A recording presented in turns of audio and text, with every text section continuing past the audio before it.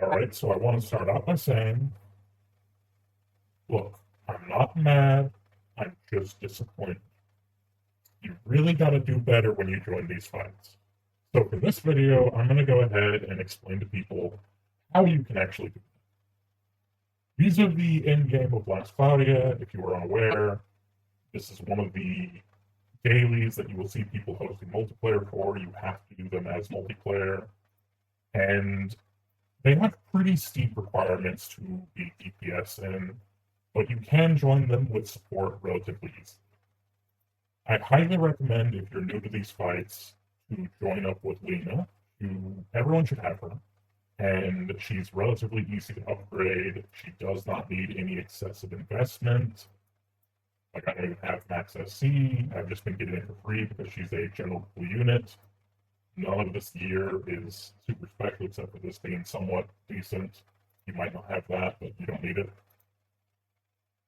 And I'm going to show, just real quick, why this is so important to be aware of where your DPS truly lies in these fights. Because the requirement is massive to participate as a proper DPS. So this character is not maxed, by the way. And this is what my stats look like right now. So this character scales on strength and a little bit of my mind. I believe it's 30%. So over 35k effective skill scaling. Now I'm going to also showcase why I recommend Lena. If you have a SCT battery, you do it this way. If not, then it would be a little different. But as you see, I can just recover my MP endlessly with her S2, and she can do an amazing job as an SCT battery. Now, I already showed my stats on her. I'm going to just prepare this right away. I don't have power counter turned on or reinforced, so this doesn't affect my offensive abilities. I just want to showcase where my offense is. So I'm capping right now. This is what my cap is on her. But I can use this to show you how far my stats are from where they need to be for this fight. I can deal up to 30 million damage with this skill. If I do less than 30 million damage, 17 million damage, that means that I'm pretty close to just barely capping my primary skills. Because I have Night Booster on, and it only boosts my skills, not my special. So that's 75% more damage. So be aware of that. When the boss gets low life and they start adding defense buffs on top of already being very bulky, the strength requirement is very high. Now you can balance out strength being at a lower threshold but having more multipliers. You just need a lot of actual damage hits. If you don't have that and you go in there, you're going to be hitting double-digit damage, and it'll just be embarrassing for you and disappointing for everyone. I recommend Lena because she takes very little investment to do her job. She will keep your whole team alive. She will keep everyone buffed. You will give people SCT if you have either Pie or Honey. She does everything you could ever want a healer to do in this game, better than most of the competition, because she has that guaranteed MP recovery on her S2. It is not based on damage dealt, it is just a flat recovery every time you use an S2. Invest in stock boost for S2, and she is just god tier. So getting to the actual content, we're going to assume that you want to play DPS, because at this point, if you build a Lena, it doesn't really matter what you do. If you stack fire resist, earth resist, or lightning resist, or just general bulk, she will be great in all these fights. Even if you don't like min-max her build and you just have a general build, she will be great in all these fights. But if you want to do DPS, here's how you can participate, both in terms of having damage and possibly just utility. So Eliza's the easiest one. Chun-Li was my go-to for her. I carried fights just non-stop, finished her accessory in 2 days, and then never went back. Chun-Li can juggle her with her S2. You use her S3 to engage, to warp to her, and then you just change into S2 and spam that non-stop. Anytime you're low on S2, you either want to give yourself SCT from a third party or hope that one of your party members gives you SCT passively. Because her S2 lifts up the enemy and Eliza is not immune to flinch, you can just hold her in the air for the entire fight, and then she will never use any skills other than the passive tornadoes in that arena, which are not that threatening. So moving on to Lancebel, he is another straightforward fight. He cannot be flinched, but he has block. Do not equip your character with block break. Absolutely under no circumstance. You put your character with block break. You just want to stack your strength high enough that even when he's blocking, you can brute force his damage and still deal caps. This way that he will be stuck in blocking nonstop. And that way he will not be able to use most of his attacks. At 50%, he will use an AoE. It will kill most of the party, but you can revive and recover the fight as long as you have a Lena or just some other deal. Lena is just continuously going to be an amazing addition to the party. If you don't bring it, hope that someone else does, or they bring a Sarah. Those are two of the best healers right now. Other healers are perfectly compatible, though. Lena is just the best. So survive the 50% threshold, revive your team, continue locking him, you win the fight. Phelan is one of the more difficult fights to explain. He has an odd mechanic where he targets the greatest Chad factor unit with his special. His normal attacks are threatening, but you can get through them with a proper healer, Alina on the party, it'll be fine. Otherwise, they're a little more risky. The main thing that you need to know, though, is he has multiple times throughout the fight, like 5 different times he will use his special, depending on where his HP is at, or if he's been knocked in the air and hasn't used it, he will just double up them after he finally touches the ground. So, one, you can just juggle him to death like you can with Eliza. It's even easier because he doesn't have the tornadoes around the arena. So that is a very good option for fighting him. Bring in Chun-Li, bring in SCT battery, just spam your S2 until he dies, and hope that your team does some extra damage because Chun-Li's a little bit weak, but if he can never retaliate, it does not matter, you will win over time.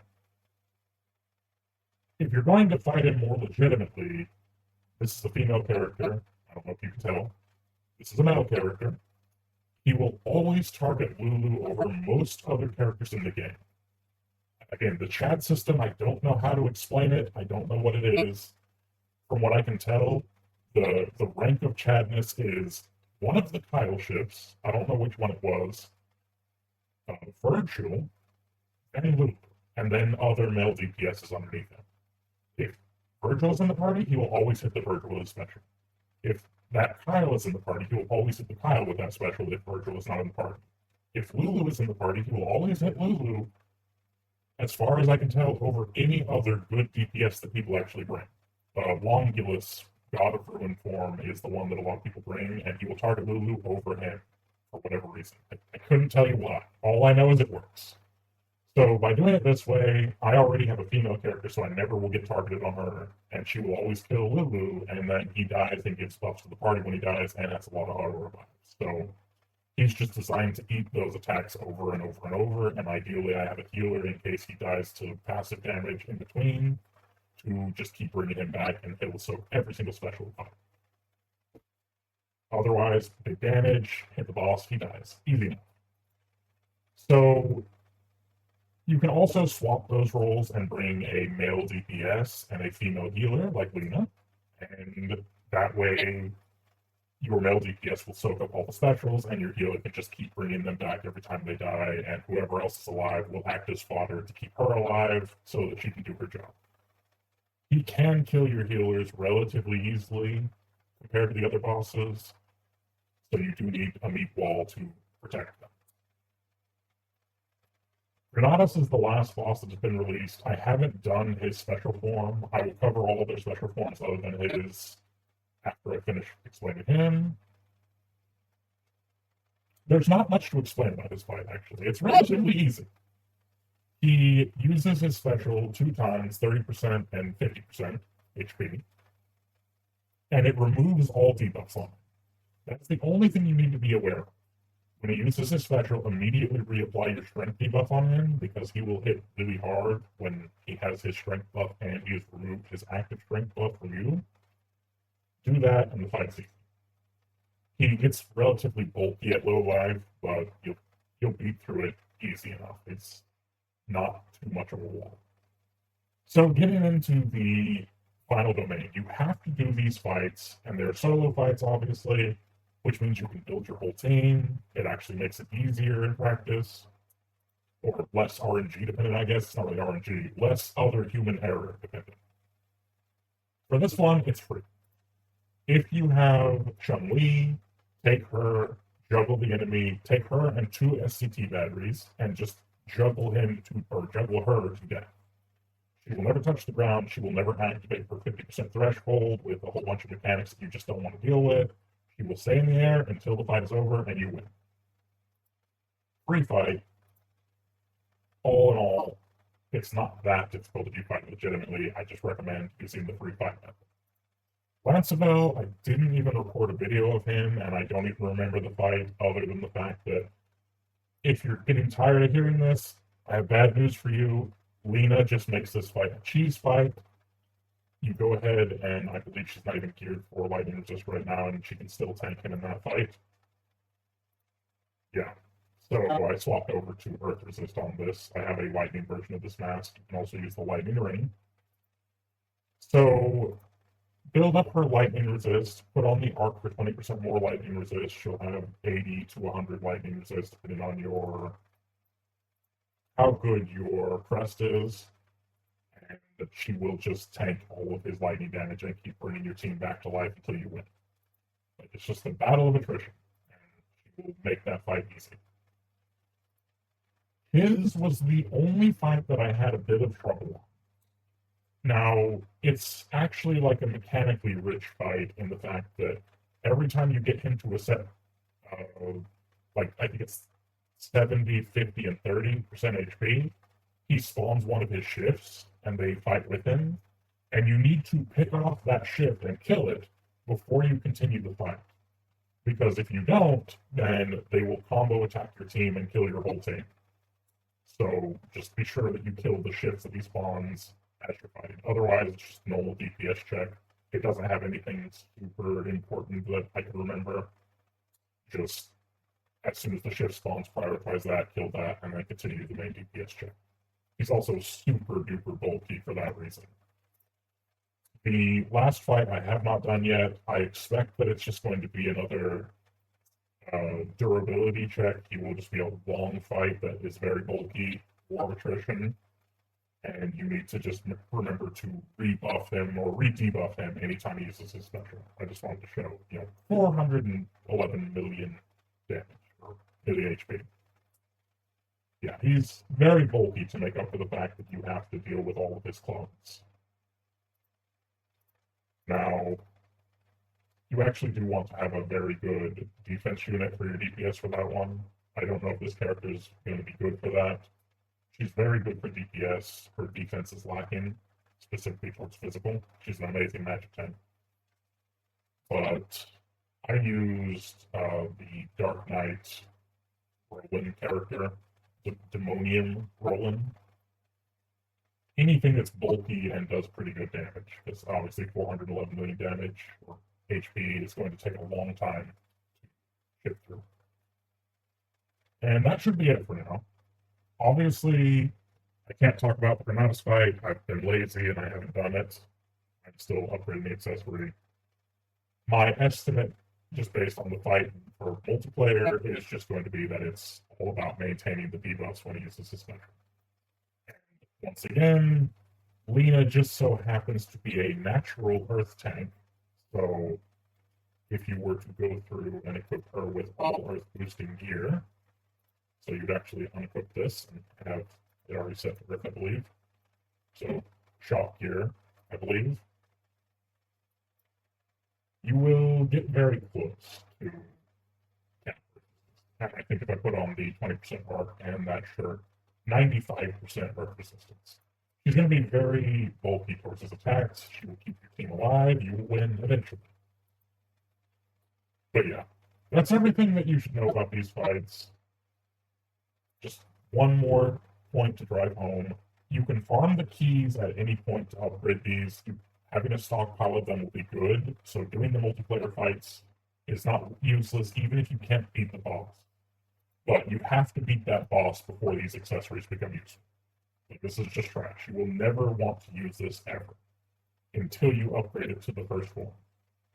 The first form, this is the real form, I guess. It's not the first form, it is the final form. So it goes from having negative resists, negative stats, to actually having good stats.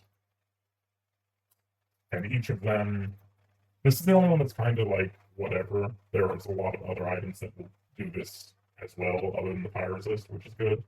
But stats on it are not impressive. The fire damage is good, but very niche. The weakness type is, again, good, but there are other items that beat it.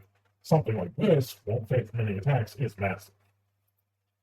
This one, 10% SCT recovery speed. It's good. You're mainly using it for the high strength and no element attack. And the elements, I guess, again, they're not bad, but you have better options. You have 20%. And this one, I believe when you upgrade it, it has 10% reduced damage taken instead of 10% increase or 20% increased damage taken. And then just defenses and fairly high HP. I believe it's 800 HP when it's fully upgraded. So this one is another one that you kind of probably won't use all that much. There are tanks that would like it, but for the most part, any durability accessory is really hard to sell under the current meta. So this one is honestly skippable if you really just. I'm farming it purely to have it done. Put it that way. I will never use it on a unit as of the content that I have engaged with up to this point. Historically, I have never been like, man, I just really need an accessory that has 10% damage reduction. I guess maybe for the Balin fight, if I put some defense reduction on my new DPS, she might survive. Also, if I just take a buffer that has a better defense reduction, she will survive. So, better offense reduction, maybe. So there you go. That's everything you need to know about these fights, about the rewards. So far, Eliza, Balin technically is a really good reward under very specific circumstances. You can build up to, I believe, 70% passive SCT recovery on some characters, and at that point they will recover SCT fairly fast. It's never going to be fast enough. You're always going to want a battery, but it's better than not recovering SCT. So hers and Balin's, and obviously Lancibel's, are the ones that are prizes. Lancibel's is the best. Hers is like a solid item if you don't have anything better. His is a unique SCT boost. No fainting, unique SCT boost, decent all-around stats with some fire resist. Mitigation stats that you'll never use. We'll see what the other ones are. Until then, later.